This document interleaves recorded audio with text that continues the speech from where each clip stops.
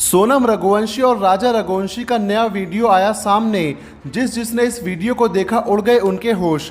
जी हां दोस्तों, आपको बता दें, हमारे भारत के अंदर कोई साल कोई महीना ऐसा नहीं जाता जब हैवानियत भी शर्मसार हो जाती है और इंसानियत का बेदर्दी से कत्ल कर दिया जाता है। जी हां, हम बात कर रहे हैं सोनम रघुवंशी और राजा रघुवंशी केस की, जिसने पूरे देश को शर्मसार कर दिया।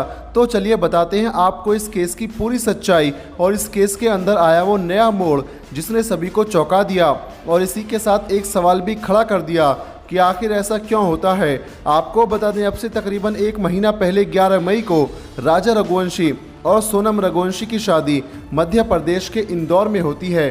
शादी के 9 दिन बाद 20 मई को ये कपल मेघालय घूमने के लिए जाते हैं और 21 मई को वे शिलोंग के बालाजी गेस्ट हाउस में चेक इन करते हैं। लेकिन अब असली कहानी शुरू होती है 23 मई को, जब सोनम और राजा दोनों ही रहस्यमय तरीके से गायब हो जाते हैं। और जब राजा के घर वालों का राजा और सोनम से कोई संपर्क नहीं होता तो फैमिली वाले पुलिस में कंप्लेन करते हैं, जिसके बाद पुलिस इस केस की जांच में जुट जाती है।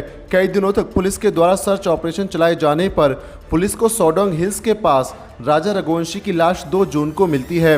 लेकिन हैरानी की बात यह थी कि पुलिस को सोनम का अब तक कुछ पता नहीं चलता, जिसके बाद पुलिस का शक सोनम के ऊपर जाता है और पुलिस सोनम की तलाश में जुट जाती है। लेकिन पुलिस को 10% ये भी लगता था कि सोनम किडनैप भी हो सकती है।